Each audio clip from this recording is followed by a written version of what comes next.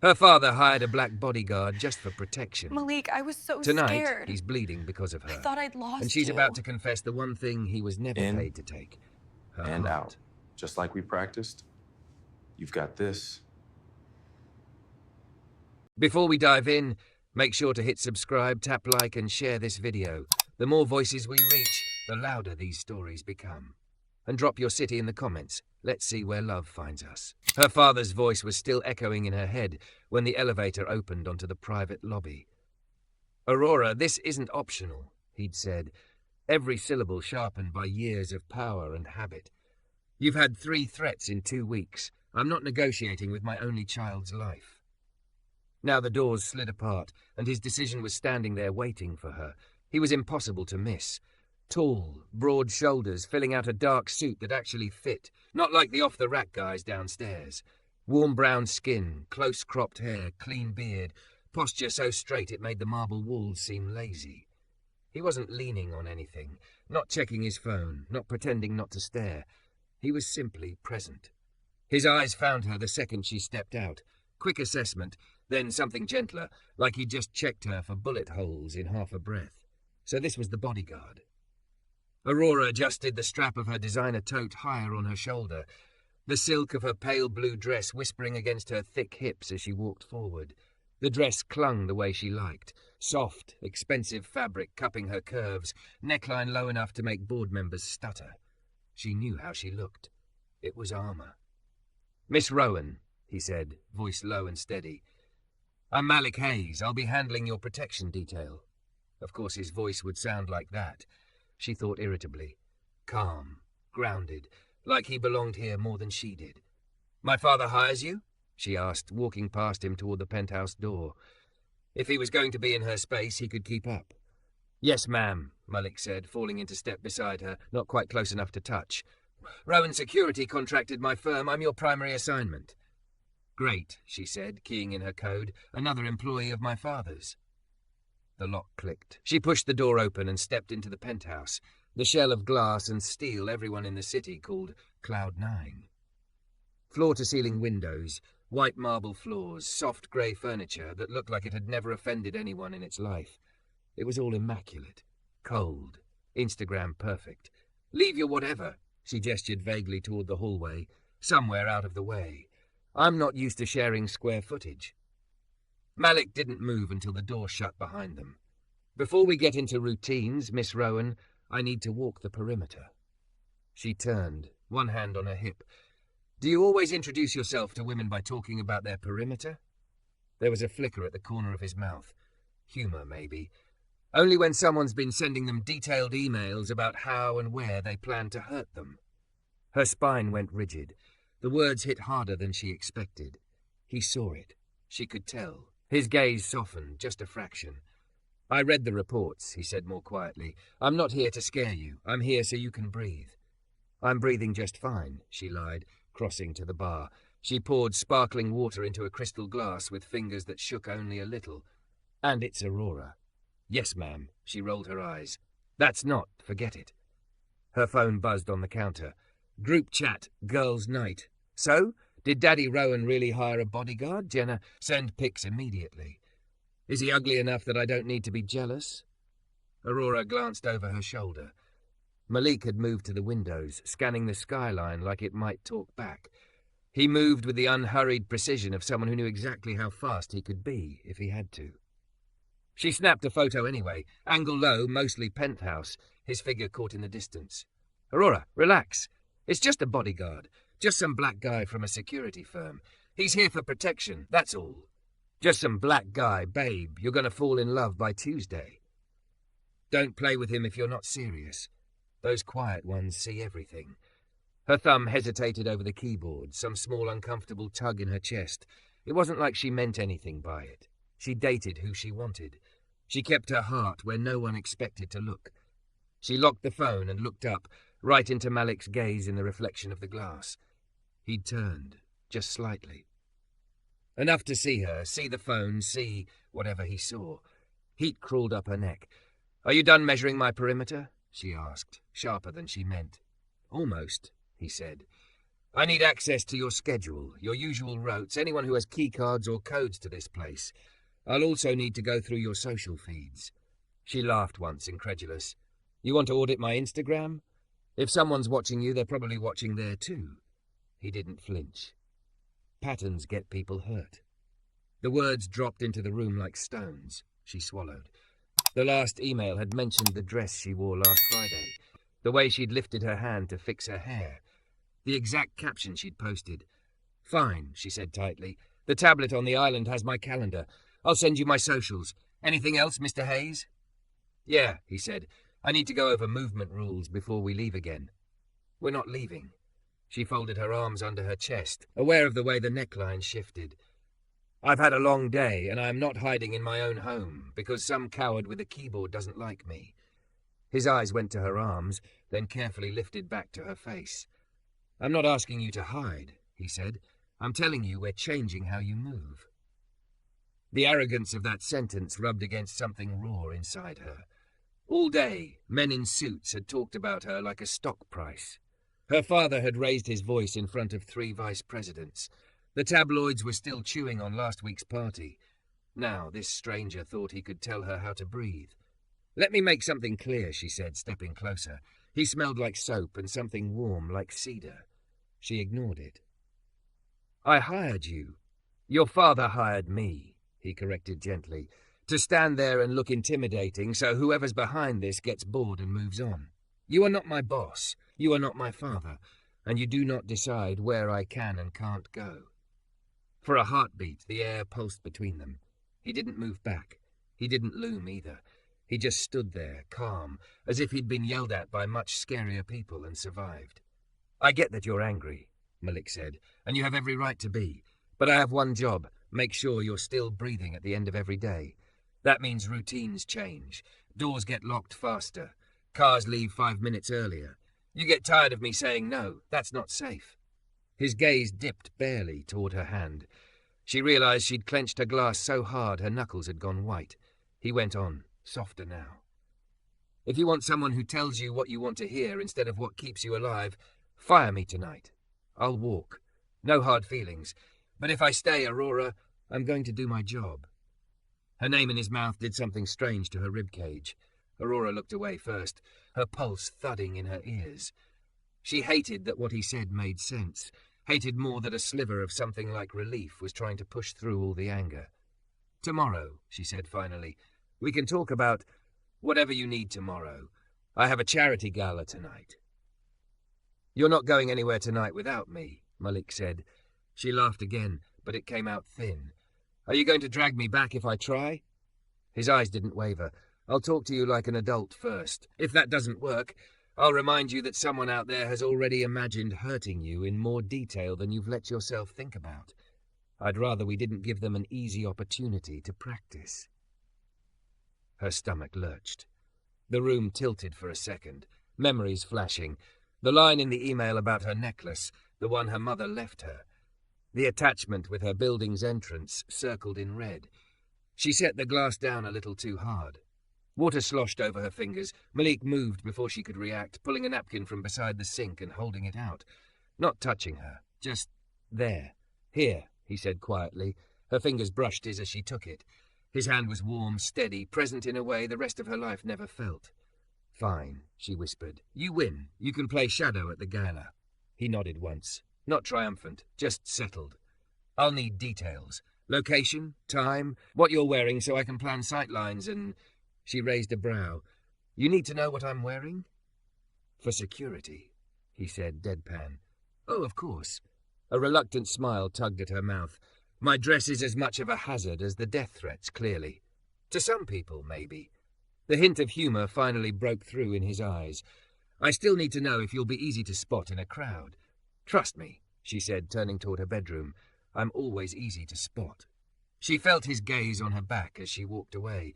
The weight of it, not like the stare of a man undressing her, but like a shield sliding into place.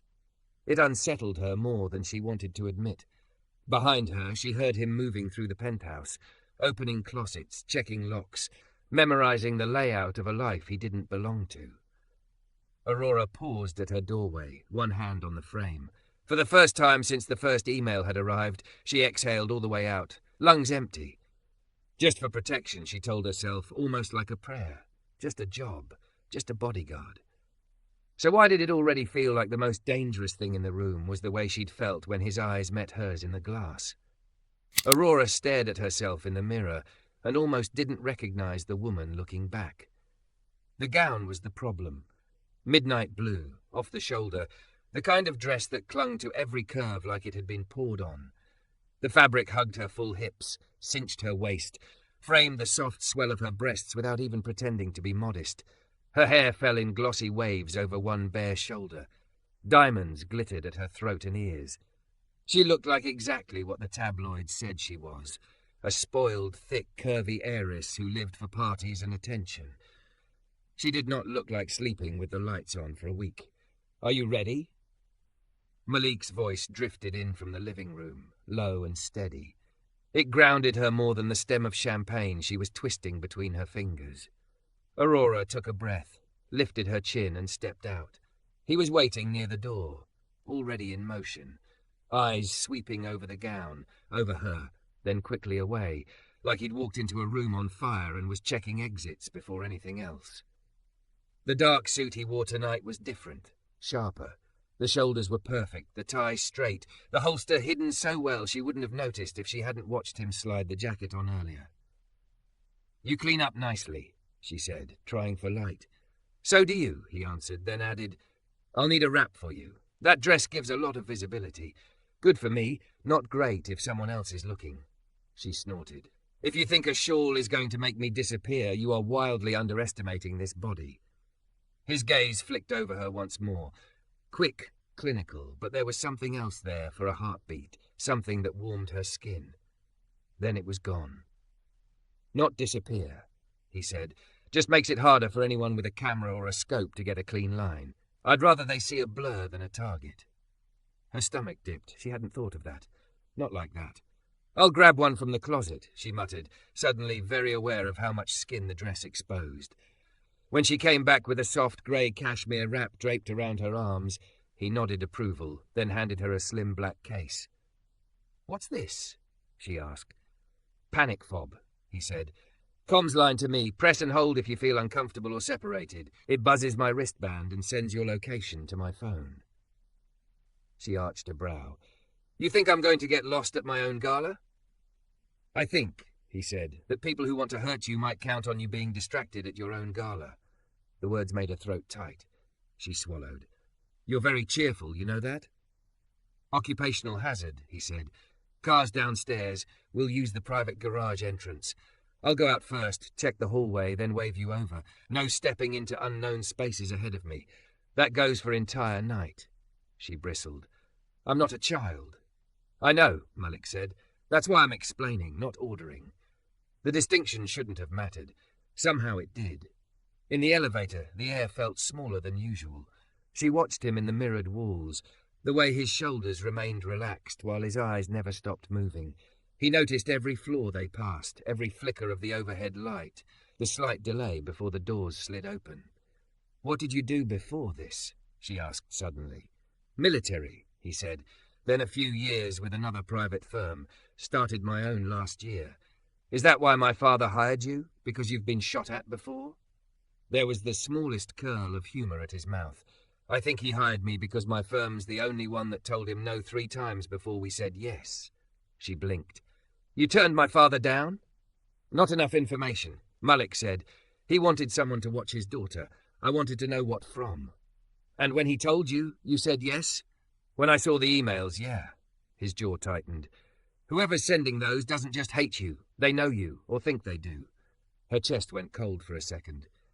"Great," she whispered. "A personal fan club." The elevator chimed. Malik's hand moved subtly, hovering near her lower back without touching, guiding her out toward the private garage. The car, a sleek black town car with tinted windows, was waiting. Malik stepped out first, sweeping the space with a glance that took in every corner. Only when he nodded did he turn back, palm open, offering support as she stepped over the small gap. She didn't need it. She took it anyway. His hand closed around hers, warm and solid. The contact lasted less than 2 seconds. It felt like an anchor dropped in swirling water. Then he was in the front passenger seat, and they were moving, the city sliding by in streaks of light. Her phone buzzed. Group chat. Jenna, gala time, send pics or I'll cry. Talier's security guy with you? Yes. Calm down. It's just work.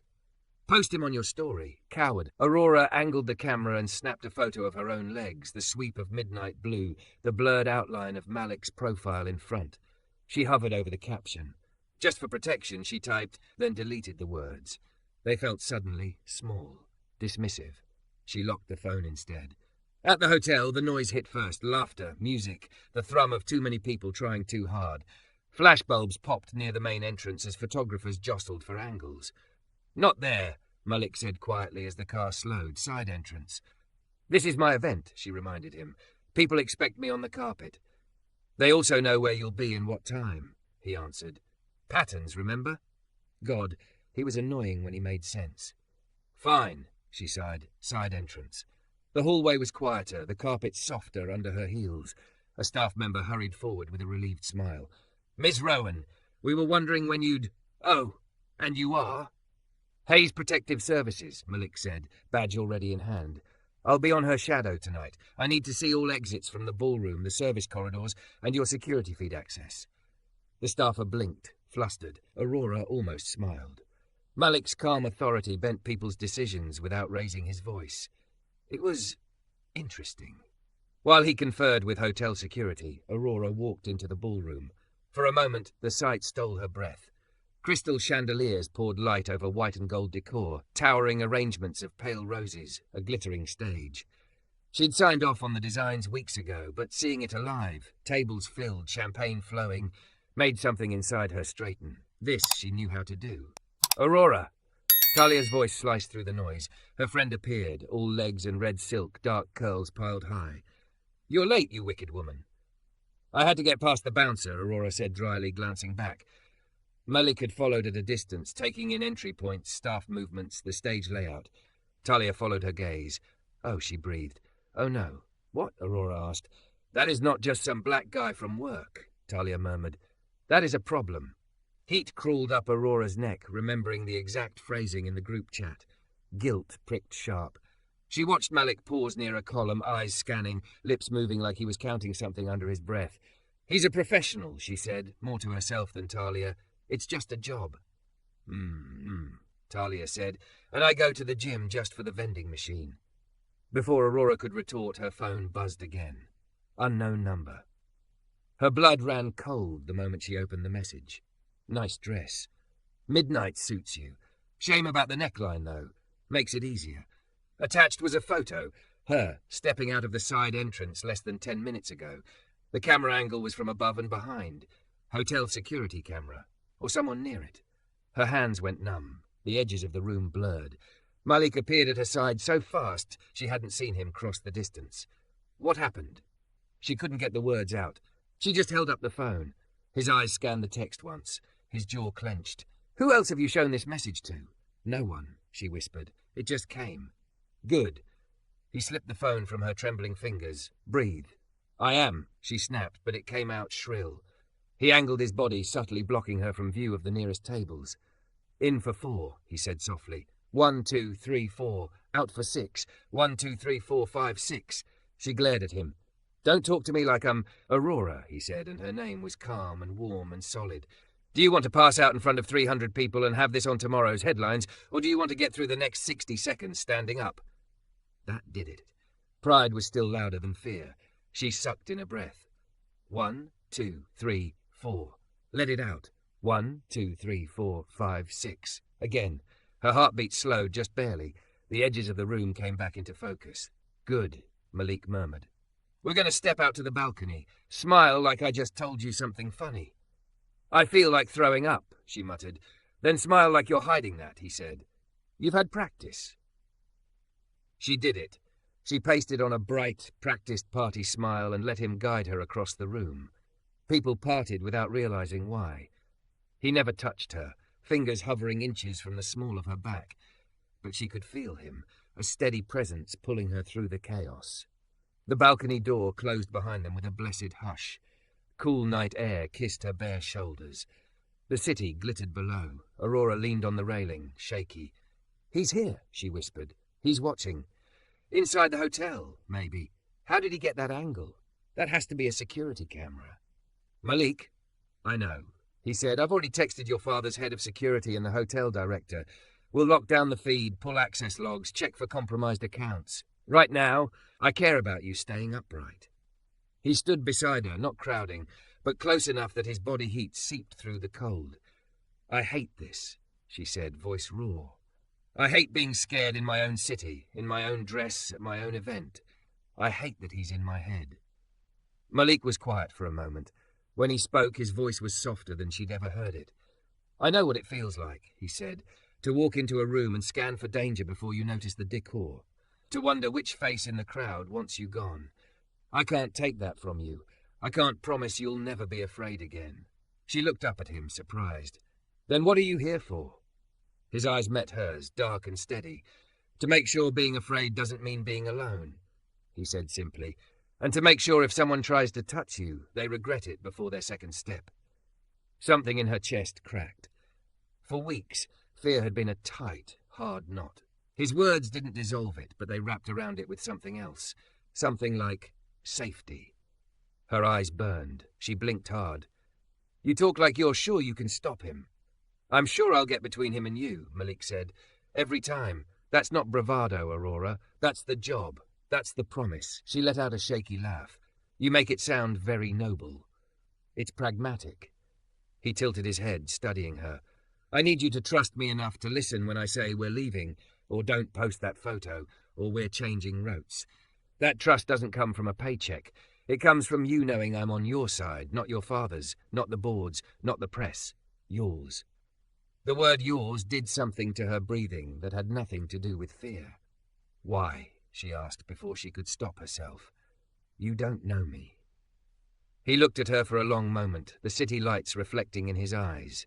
"I know you're more than what people think when they see headlines and hemlines," he said. "I read the threats. The way he talks about you, like you're an object, a symbol to punish. I've seen that kind of hate before. I don't tolerate it well." Her throat closed. She'd grown used to being seen as an image, a brand, a problem to manage. It unnerved her how quickly he'd read past that. A shiver ran through her. This time it wasn't from the cold. Malik noticed. He shrugged out of his jacket in one smooth motion and held it out. "You're cold." "I'm fine," she protested. "Aurora," he said, and that was becoming its own kind of command. She hesitated, then let him drape the jacket around her shoulders. It was still warm from his body, smelling faintly of clean soap and something earthy. The fabric dwarfed her gown, turning the midnight silk into a spill of colour beneath structured black. She felt swallowed, not by the jacket, but by the realization that for the first time in a long time, someone was standing between her and the dark on purpose. "Thank you," she said quietly. His gaze lingered on her face, on the vulnerable way she was clutching the lapels. Then he stepped back, giving her space. "We'll go back in when you're ready. You don't have to prove anything to anyone tonight." "That's not how this works," she murmured. "These people came for a performance." "And then give them whatever version of you feels safest," he said. "The rest can wait." She looked at him, at the man her friends joked about, the one she'd reduced to just some black guy from work over text, the man who now stood between her and the invisible threat threading its way through her life. She'd hired him. No, her father had, for protection. But as she stood there wrapped in his jacket, heart slowing to the rhythm of his steady presence, a terrifying thought slid in, quiet and undeniable. He was guarding more than her body now. Without meaning to, without asking permission, he'd put a shield around her heart too. Aurora woke to the taste of last night still in her mouth, fear and champagne and the ghost of Malik's jacket around her shoulders. For a second she thought the soft glow on the ceiling was ballroom light. Then the familiar lines of her penthouse slid into focus. Glass, steel, the skyline bruised with early dawn. Her phone blinked on the nightstand, a small, relentless pulse. There was a shadow in the doorway. Aurora. Malik's voice low. "Can I come in?" She yanked the duvet higher on instinct. "Do you ever sleep?" "Not when I'm working a fresh breach." He stepped inside, staying politely close to the doorframe, eyes automatically checking the balcony, the corners, even though they'd done this sweep hours ago. He looked like he'd been awake all night, dress shirt sleeves rolled, tie gone, exhaustion carved under his eyes. "Define fresh breach," she said, throat dry. He held up a tablet. On the screen was a still image from last night, her stepping out of the side entrance in midnight blue, Malik a blur behind her. The red circle drawn around the angle of the shot made her stomach turn. "Cloned admin login," he said. "Someone with contractor-level access to the hotel's system pulled that frame and pushed it to you in real time. Same login has been used to ping cameras around Rowan Tower the last 2 weeks." Her skin crawled. "You're saying he's been surfing my life, like a Netflix show?" "I'm saying this isn't random." Malik's voice was flat. "We ran the credentials back. They belong to a private security contractor your father's firm uses for overflow monitoring. His name's Mercer, Clive." She tasted bile. "Where is he?" "Phone off. Apartment cold. Car gone." Malik's jaw flexed. "We flagged him to the police, but until they pick him up, we assume he's working his way closer." "To me," she finished. "To you," he agreed, "which is why we're not staying here." She bristled automatically. "I'm not running." He sat the tablet on her dresser and met her eyes. "This place is made of windows, Aurora. He's mapped your entrances, your elevator, your preferred coffee runs. If he's desperate enough to go after hotel feeds and corporate systems, he's desperate enough to try your building." She hugged her knees under the duvet. The city beyond the glass suddenly felt like teeth. "So where do we go?" "Your father's house outside the city," Malik said. "Tighter perimeter, fewer access points, staff we can vet fast. I've already spoken to him. He's on his way there now." Of course he was. Panic translated into control with her father. It always had. "Let me guess," she said. "You two decided this for me." "I recommended it," Malik corrected. "You get to decide if you want to be breathing when this man is caught." She hated him a little for being right. Hated more that the thought of being in that house, the one full of tasteful, quiet rooms and memories of expectations, felt safer than this glass box. "Fine," she muttered. "I'll go. But I'm not going because my father snapped his fingers. Go because the guy who read your messages and watched your cameras doesn't get another easy angle," Malik said. "I can work with that." The country house was less house and more estate. Long driveway, stone facade, windows like watching eyes. Aurora stepped out of the car feeling both 10 years old and 100 years tired. Malik was at her side before the driver could even open her door, his hand offered automatically. She took it without thinking, the warmth of his palm cutting through the chill in the morning air. Inside, the air smelled like polished wood and money. Her father waited in the foyer, tie already knotted. "You all right?"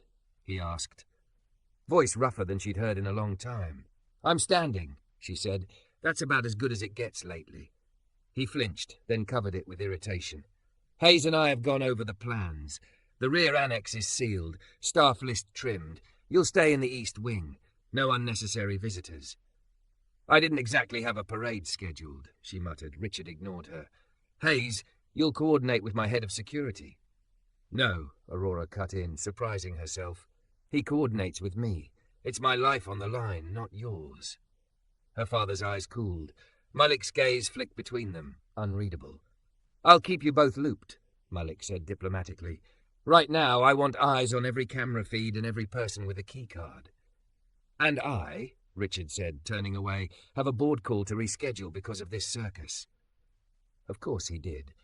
An hour later, Aurora sat curled on the window seat of the East Wing bedroom they'd kept ready for her, watching staff move like pieces on a chessboard outside. Malik's low voice drifted in through the half-open door as he spoke with security downstairs, firm, measured, demanding access logs and ID checks. Her phone buzzed.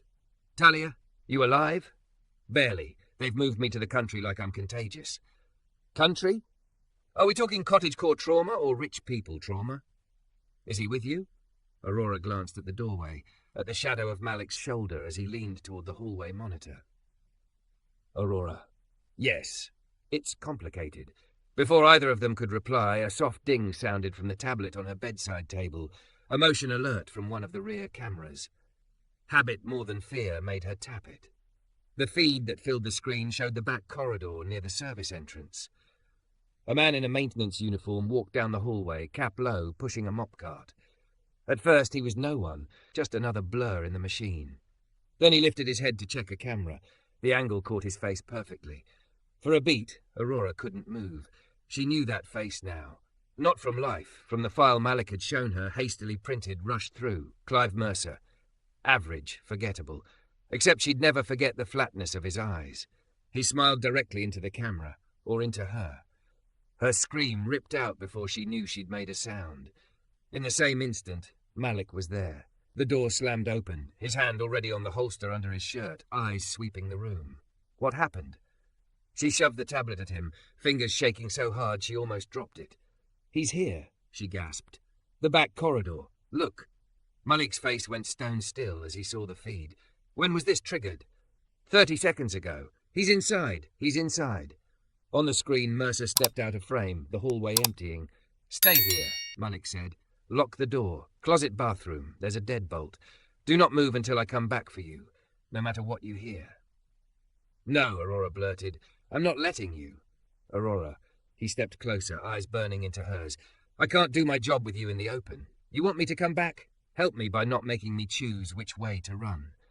Terror and fury warred in her chest. She wanted to fight him, to argue, to tell him she wasn't a child to be tucked away.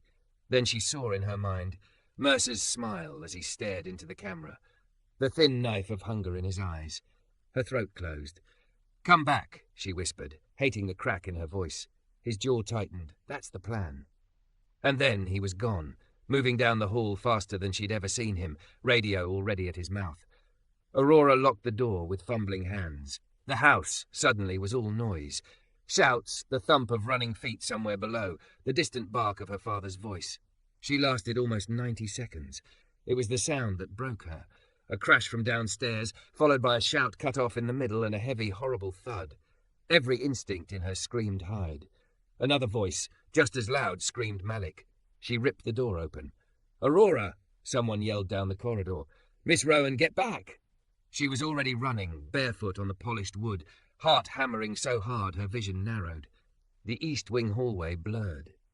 The rear staircase appeared, and she flew down it, one hand skimming the banister. At the bottom, the scene smashed into her all at once. Her father slumped against the wall, dazed, blood trickling from his temple. 2 guards lay groaning near the kitchen doorway. The service entrance door hung open, a cold draught slicing through. In the center of the hallway, Malik and Mercer crashed into a side table in a blur of limbs. Mercer had a knife. Aurora's legs nearly gave out. Malik pivoted, body between her and the blade, as if he'd known she would disobey him, even now. The knife glanced off his side in a way that made her stomach flip. A dark line bloomed on his shirt. "Stop!" she cried, uselessly. Mercer's eyes flicked up. For a heartbeat, their gazes met, his face lit with something like triumph. "Of course," he panted. "She came down. She always comes down." "Keep your eyes on me," Malik snapped, slamming Mercer into the wall. "You want a symbol? I'm right here." The knife flashed again. Aurora couldn't breathe. The world shrank to 3 points. The shine of the blade, Malik's body moving to block it, blood spreading like ink through cotton. Sirens wailed faintly, growing closer. "Drop it," someone yelled from the far end of the corridor, one of the house guards back on his feet, gun drawn. For a wild second, Aurora thought Mercer would lunge right through Malik, knife first. Instead, Malik twisted, using his own momentum to wrench Mercer's wrist. The knife went skidding across the floor. Malik drove him down, knee between his shoulder blades, one forearm across the back of his neck. "Stay down," Malik said, breath harsh. "It's over." Mercer laughed into the tile. "Not for you." Aurora realized she was shaking only when her knees hit the floor beside them. She didn't care about the blood on the tiles soaking her leggings. All she could see was Malik's side, the red there, the way his face had gone a little too pale. "You're bleeding," she whispered. He glanced at his own shirt like it was an afterthought. "Looks worse than it is." "Every man in my life keeps saying that," she snapped through tears. "You are not allowed to die on me, do you understand?" Something flickered in his eyes. Pain, yes, but something gentler too. "Wasn't planning on it," he murmured. Police swarmed the hallway in a rush of blue and black and commands. Mercer was hauled up, cuffed, read his rights as he smirked at Aurora like she was the punchline of a joke. She didn't look away. "You lost," she said. voice raw and clear. "You don't get to live in my head anymore." He hissed something under his breath. She didn't listen. Her hand had found Malik's without her realizing, fingers clutching his like he was the only solid thing in a world suddenly made of sirens and static. "Ma'am, we need to get him checked," a paramedic said, gently but firmly. "He's losing more than you think." "Then I'm coming," Aurora said. Her father pushed off the wall, wobbling. "Aurora, the police need your statement." "They can take it at the hospital," she said without looking at him. "He took a knife meant for me. I'm not leaving him alone in some sterile room because it makes your schedule easier." Richard stared at her like she'd grown a second head. For once, he said nothing. As they wheeled Malik toward the waiting ambulance, his fingers tightened faintly around hers. "You were supposed to stay upstairs," he muttered, eyes half closed. "You were supposed to stay unstabbed," she shot back, voice shaking. "We both failed. Congratulations." His mouth curved, the ghost of a smile. "Aurora." "Don't," she whispered, leaning closer as the paramedics lifted him into the ambulance. "Save it. Say it when you wake up, when you're not bleeding all over my father's monogrammed floor." He didn't argue. His eyes slipped closed, but his hand didn't let go. The doors swung shut between them. For the first time since this whole nightmare started, Aurora felt something colder than fear settle in her chest. She'd hired him. No, her father had, as a shield, a paycheck, a professional. Now, as the ambulance roared away and blue lights painted the stone walls of her childhood like a crime scene, she realized she wasn't terrified of the stalker anymore. She was terrified of a world where Malik Hayes didn't make it back to stand in her doorway and tell her where the exits were. He'd been brought into her life just for protection. If he didn't come back, she thought, fingers still curled around the memory of his grip, she was going to have to figure out how to protect the one thing he'd never meant to take. Her heart.